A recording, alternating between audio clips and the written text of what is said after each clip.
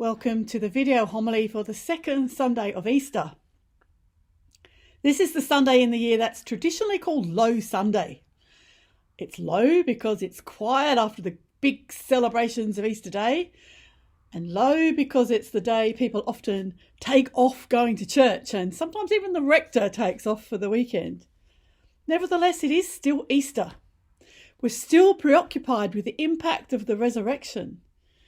In the church, Easter isn't a day, it's a whole season. Every year in the church calendar on this Sunday, we remember Thomas. Sadly, he's often remembered as Doubting Thomas. Take a bit of time today to read the last chapter of St. John's Gospel that tells his story.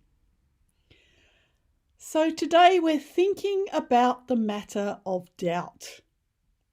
How do we overcome our doubts and our fears? How do we address them?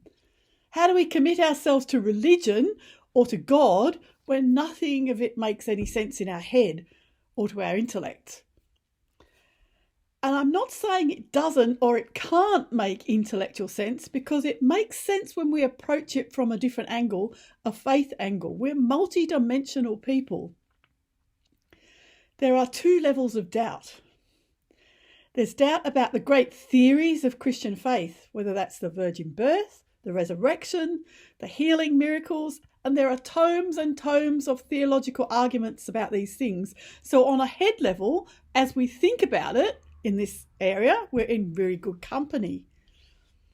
But there's also doubt that's a lot more personal. Does God know I exist? How is that possible? Am I loved by God? Does God really engage with my life? Do I really matter? I always speak about this level of thinking and doubt as the gut. For want of a better word, Scripture speaks about this place as the heart. But wherever it is, it's that deep inner place where we engage with God and with the spiritual, where we cry out to God and where God meets us. In this Easter season, we say, thank goodness for Thomas and his questions.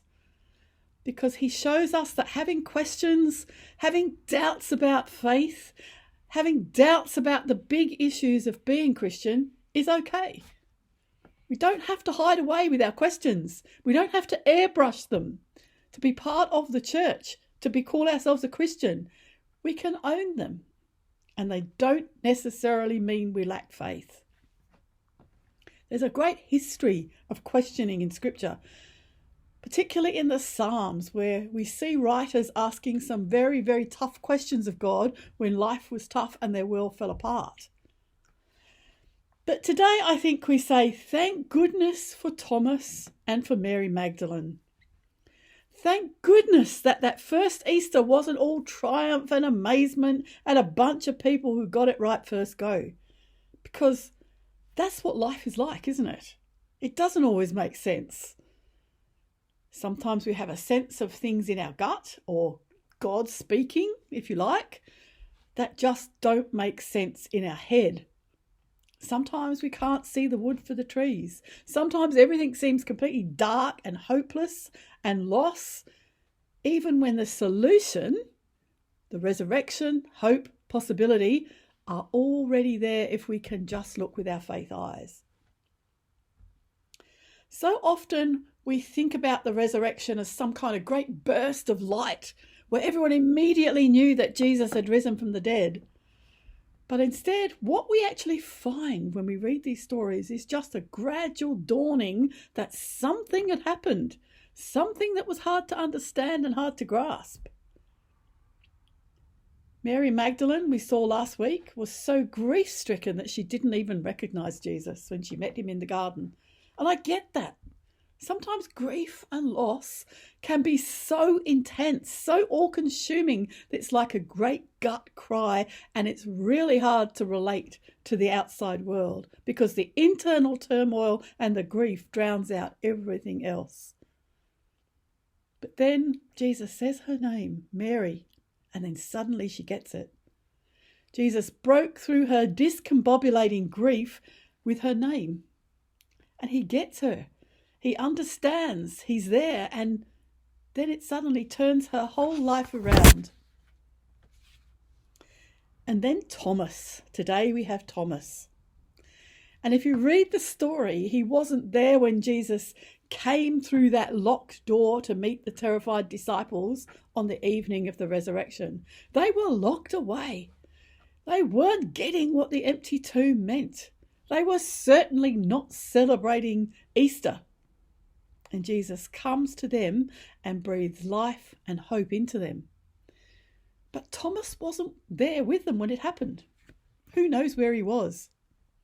And his head rebels. Jesus? Alive? Come on. No. They buried him, no doubt about it. Dead people don't come back.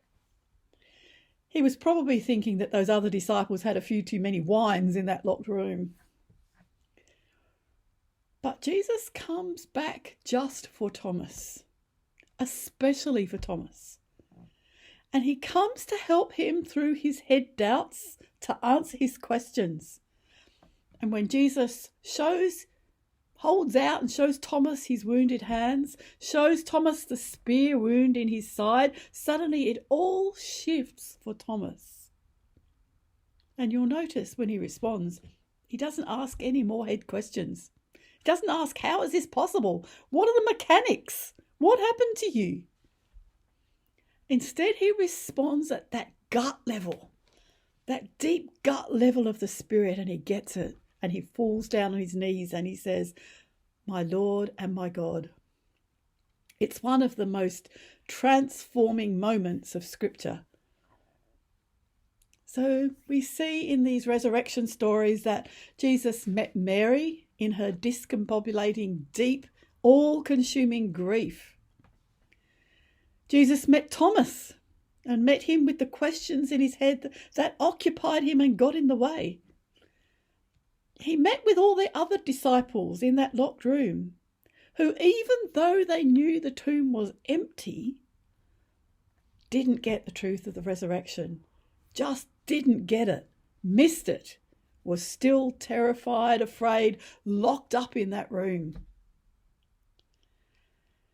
As we continue in this Easter season, may God meet you in your gut. May God meet you with your questions and your doubts, perhaps even your grieving and your sadness. May the risen Christ himself be made known to you in that deep inner place. The Lord be with you.